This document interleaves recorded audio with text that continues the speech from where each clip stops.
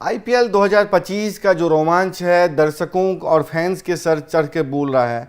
इसमें हमने देखा किस तरीके से जो भारतीय बल्लेबाज हैं या खिलाड़ी है उनका जलवा देखने को मिल रहा है। चाहे आप सिराज की बात कर लें, चाहे आप साई सुदर्शन की बात कर लें, चाहे आप विघ्नेश पुथुर की बात कर लें या आप अश्विनी कुमार की बात करें, तमाम टीमों में कह सकते हैं युवा खिलाड़ियों की भरमार देखी जा रही है। और हमने देखा जो आईपीएल का मकसद था शुरुआत करने का वो भी सफल होता नजर आ रहा है कि नायाब हीरे आपको ग्रामीण क्षेत्रों से कह सकते हैं सुदूर क्षेत्रों से निकल कर सामने आ रहे हैं। 2022 में कह सकते हैं गुजरात टाइटंस के जो बल्लेबाज हैं जान बने हुए हैं और कह सकते हैं जिसकी चर्चा हर ओर हो रही है। सिद्धू हो चाहे तमाम ऐसे क्रिकेट कमेंटेटर्स हैं उस खिलाड़ी की चर्चा कर रहे हैं और वो आज गुजरात की जीत का कह सकते हैं या ट्रम्प कार्ड बना हुआ है। उसकी वजह से गुजरात ने जिस तरीके से झंडे गा रहे हैं 2-3 मुकाबले में 2 जीत के साथ, वो बताता है कि गुजरात टाइटंस की जीत का जो कोई राज है तो वह है साई सुदर्शन। और कह सकते एक और खिलाड़ी का नाम सबसे सामने आ रहा है, वह है मोहम्मद सिराज।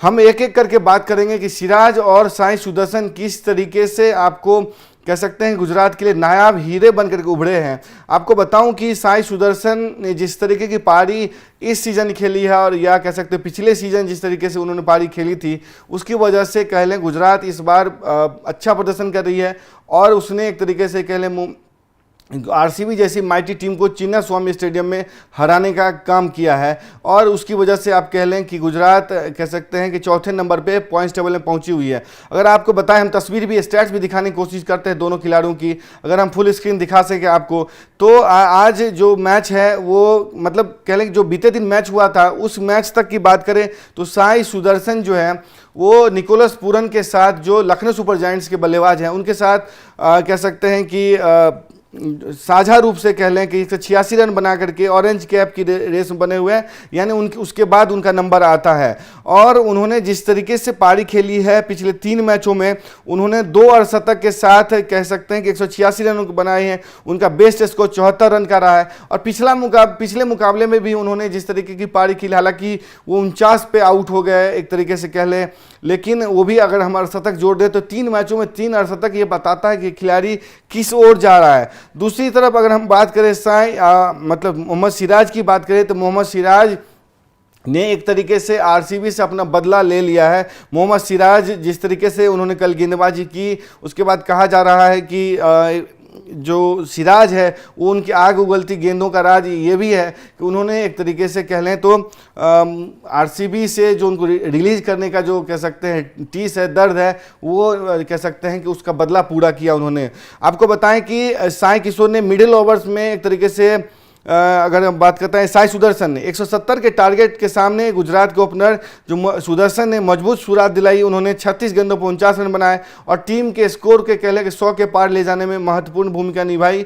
और उन्होंने जॉस बटलर के साथ जिस तरीके से साझेदारी की उसका नतीजा ये रहा कि 8 विकेट से ये मैच जीतने में कह सकते हैं गुजरात टाइटंस कामयाब रही। और साई सुदर्शन ने 3 मैचों में अगर हम 49 रन को भी अगर जोड़ लें तो मान लीजिए कि 3 मैच में 3 अर्धशतक के साथ ये खिलाड़ी एक तरीके से हीरो बनकर के उभरा है, जीत का हीरो, ट्रम्प कार्ड बनकर के उभरा है। और गुजरात की अगर हम बल्लेबाजी की बात करें या टीम की बात करें, दूसरी तरफ अगर हम बात करें मोहम्मद सिराज की अगर हम बात करें तो मोहम्मद सिराज ने भी कल के मैच में 3 विकेट देकर 19 रन लिए और 4 ओवर मतलब सिर्फ 4 ओवर में 19 रन उन्होंने दिए और उनको इकोनॉमी 5 से भी कम की रही। जिस तरीके से आग उगलती गेंद उनकी थी, जिस तरीके से कल उन्होंने गेंदबाजी की उसकी वजह से कह सकते हैं कि सिराज को हल्के में लेना एक तरीके से कह लेंगे जो कह सकते हैं वो काफ़ी भारी पड़ गया आरसीबी के लिए। कहा जा रहा था कि यश दयाल की भी काफ़ी चर्चा हो रही थी कि यश दयाल पर तवज्जो देना एक तरीके से सही फैसला था, लेकिन अब सोचने वाली बात होगी कि क्या सच में वो सही फैसला था या क्या आरसीबी को रिलीज करके बहुत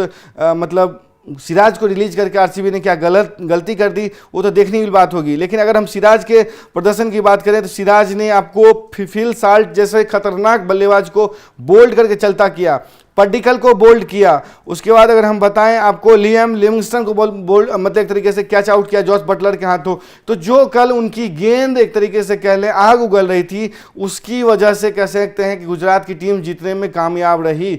और अगर हम आपको स्क्रीन पे स्टैट्स भी दिखा रहे हैं कि क्या कुछ मैच में हुआ था अगर कल के मैच के प्लेयर ऑफ द मैच भी रहे थे। पिछले सीजन की बात करें तो कह लें कि गुजरात टाइटंस के खिलाफ आरसीबी के लिए प्लेयर ऑफ द मैच साबित हुए थे चिन्नास्वामी स्टेडियम में। और कल के मैच में कह लें आरसीबी के खिलाफ गुजरात टाइटंस के लिए एक तरीके से प्लेयर ऑफ द मैच वो साबित हुए। तो ये बताता है कि सिराज जो है किस तरीके के गेंदबाज बनकर उभरे हैं। उनको काफ़ी एक तरीके से सपोर्ट जो है आशीष नेहरा की तरफ से मिला है, ईशांत शर्मा की तरफ से मिला है। उनको काल्म किया गया, उनको शांत किया गया और कहा कि आप अपने खेल को एंजॉय करें। आशीष नेहरा टीम इंडिया के किस तरह के गेंदबाज रहे हैं, आज वो कोच हैं गुजरात टाइटंस टीम के। तो कुल मिलाकर कह सकते हैं कि सिराज की जो कामयाबी का राज है गुजरात टाइटंस है। आज वो हीरे बनकर उभरे हैं। वैसे भी सूरत को बताता है कि हीरो की नगरी बताई जाती है, डायमंड सिटी कहा जाता है, लेकिन गुजरात में जिस तरीके कारोबार होता है आपको हीरो का, उसकी वजह से अगर कह लें कि वही हीरे बनकर के नायाब हीरे बनकर उभरे हैं साई सुदर्शन, मोहम्मद सिराज। सिराज ने क्या कुछ कहा कल के मैच में, उन्होंने कहा कि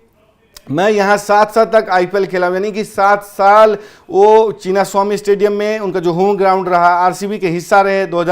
2017 से वो हिस्सा रहे हैं। आईपीएल में जब डेब्यू किया तब से वो आरसीबी के हिस्सा थे और जर्सी का कलर भी उनका कह सकते हैं लाल था और उनको रोनाल्डो पसंद है। उन्होंने कहा कि रोनाल्डो पसंद है, इसलिए वो पर्टिकल को बोल्ड करने के बाद जिस तरीके से जश्न मना रहे थे उस पर भी सवाल हुआ। तो उन्होंने कहा कि ये मेरा रोनाल्डो उनके पसंदीदा खिलाड़ी हैं। जर्सी का लाल कलर जो है वो भी उनके लिए काफ़ी कुछ कह सकते हैं कि इमोशनल मोमेंट था। जर्सी का रंग जो है ज़रूर बदल गया है, गेंद कह सकते हैं उनके लिए वही है। गेंद जैसे ही उनको गुजरात टाइटंस का मिला और आशीष नेहरा का सपोर्ट मिला, ईशांत शर्मा का सपोर्ट मिला, कह सकते हैं कि सिराज की गेंद ने आग उगलना शुरू कर दिया। उन्होंने कहा कि जिस तरीके से ईशांत भाई ने मुझे बताया कि किस लाइन पर बॉलिंग करना है, माइंडसेट मेरा जिस तरीके से डेवलप हुआ, उसकी वजह से कह लें कि उनकी गेंदबाजी आज आग उगल रही है। और जो लोग कह सकते हैं कि एक दूसरे का कंपेरिजन करते हैं कि ये खिलाड़ी पे उसको रखना चाहिए था, ये खिलाड़ी पे उसको रखना चाहिए था, ये बताता है कि आपको कंपेयर करने की जरूरत नहीं। हर फॉर्मेट, हर सीजन